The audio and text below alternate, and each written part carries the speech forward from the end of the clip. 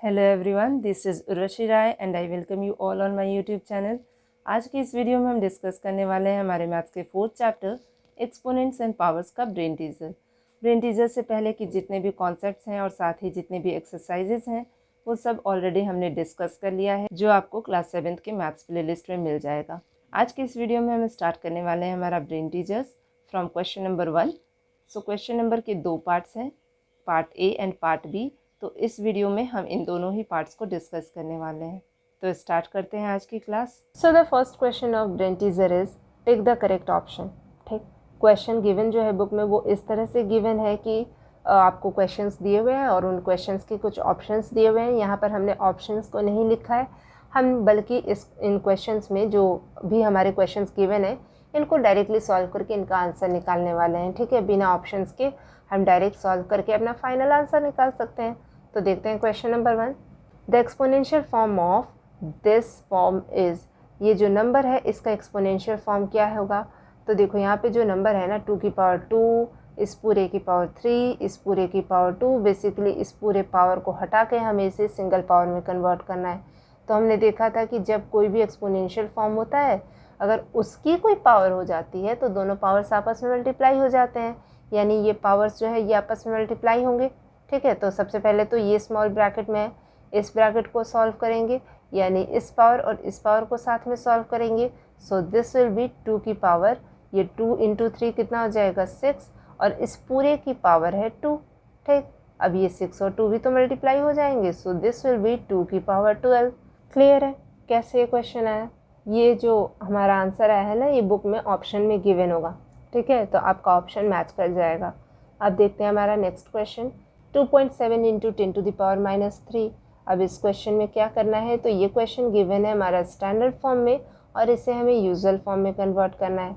तो हमने देखा था लास्ट क्लास में, यानी लास्ट जो इस स्टैंडर्ड फॉर्म के टॉपिक पे बेस्ड एक्सरसाइज था, उसमें देखा था कि अगर नेगेटिव साइन होती है ना 10 की पावर में, तो जो डेसिमल नंबर होता है उसे हम आगे की तरफ शिफ्ट करते हैं, यानी लेफ़्ट साइड पे ये जो नंबर है 27, इसके आगे हम उतने ही ज़ीरोज़ लगा देते थे जितनी इसकी पावर होती है। कितनी पावर है, 3 पावर है, तो 3 ज़ीरोज़ लगा दो। और कितने प्लेसेस शिफ्ट करेंगे, तो डेसिमल तो 3 प्लेसेस शिफ्ट हो रहा है ना, 1 2 3। सो डेसिमल कहाँ आ जाएगा, यहाँ पर आ जाएगा। So this is 0.0027। क्लियर है, तो ये इसका एक यूजुअल फॉर्म है। ठीक, अब देखते हैं हमारा नेक्स्ट क्वेश्चन। 9 इंटू 4 की पावर 2 इज सेम एज। अब इस क्वेश्चन में हमने ऑप्शंस को लिया है इसलिए क्योंकि यहाँ पर ये जो क्वेश्चन है ना, ये दिया हुआ है कि ये इनमें से किस फॉर्म से मैच होता है। ठीक है, तो हमें चेक तो करना होगा। तो ये क्या है एक्चुअल में, इसे हम मल्टीप्लाई करके चेक कर सकते हैं। दिस विल बी 9 इंटू 4 की पावर 2 कितना हो जाएगा 16। जब 16 और 9 को मल्टीप्लाई करेंगे तो टेबल अगर आता होगा 16 का, सो दिस विल बी 144। ठीक है, तो ये जो 144 होता है ये 12 का स्क्वायर होता है, यानी जब हम 12 को 2 टाइम्स मल्टीप्लाई करते हैं तो हमें जो नंबर मिलता है वो होता है 144। तो इसे हम 12 की पावर 2 के फॉर्म में एक्सप्रेस कर सकते हैं। सो दैट मीन्स ये जो फर्स्ट वाला ऑप्शन है ये हमारा आंसर हो जाएगा। क्लियर है, चलो अब देखते हैं हमारा नेक्स्ट क्वेश्चन। 10 इंटू 10 की पावर 11। अब देखो यहाँ पर 10 है, ये 10 की पावर 11 से मल्टीप्लाई हो रहा है, इसकी कोई पावर नहीं है, यानी इसकी पावर है 1। कोई पावर दिख नहीं रही है लेकिन पावर तो होती है ना, तो पावर कितना हो गया 1। तो ये दोनों नंबर्स का बेस सेम है। जब बेस सेम होता है एक्सपोनेंट्स क्या हो जाते हैं, ऐड हो जाते हैं। तो ये 1 और 11 जब ऐड होगा तो ये क्या बन जाएगा 12। So that means the answer should be 10 to the power 12, जो कि हमारा फोर्थ ऑप्शन है। क्लियर है, अब देखते हैं हमारा लास्ट क्वेश्चन। इफ 3/5 की power 2x is equal to 1, then what will be the value of x।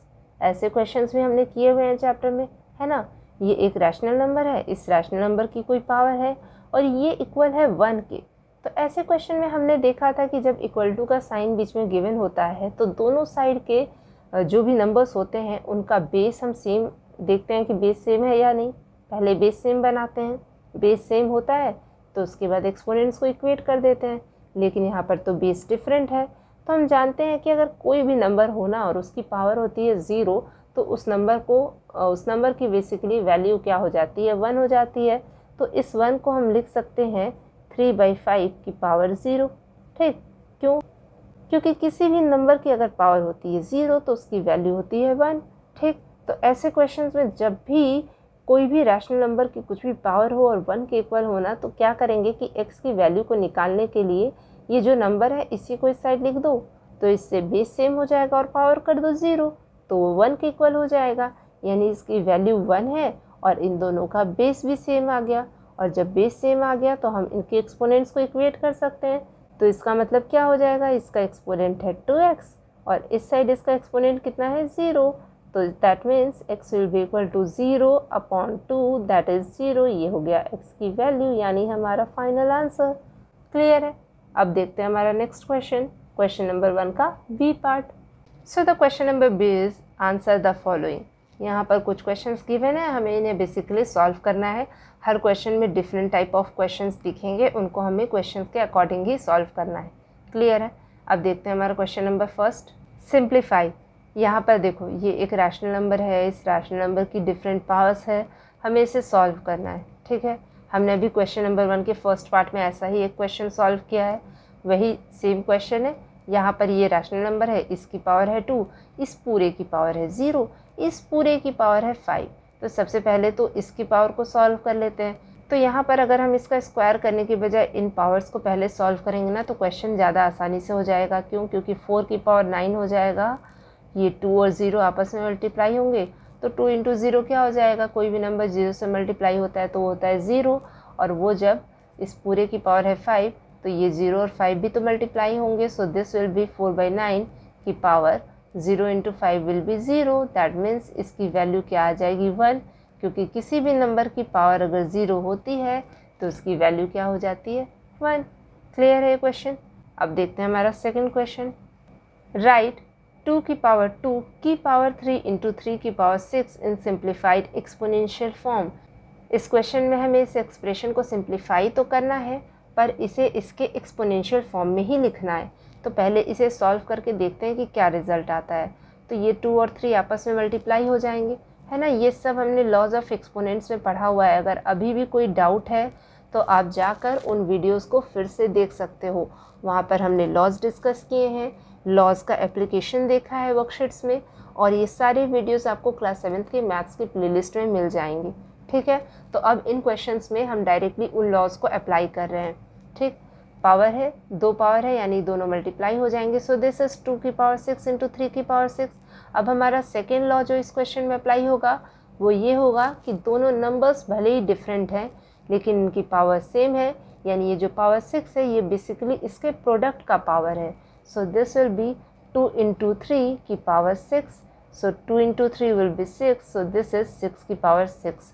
ये आ गया हमारा सिंप्लीफाइड फॉर्म तो है, पर ये एक एक्सपोनेंशियल फॉर्म है जैसा कि हमें क्वेश्चन में गिवन था। अब देखते हैं हमारा question number C, find x if 3/7 की पावर 3 की power -2 will be equal to 3/7 की पावर 2x। तो देखो यहाँ पर तो हमें x की वैल्यू फाइंड करनी है, दोनों साइड क्वेश्चंस गिवन है यानी एक्सप्रेशंस गिवन है, बीच में इक्वल टू का साइन है, दोनों साइड बेस सेम है, यानी अब हमें बस इनके एक्सपोनेंट्स को इक्वेट करना है।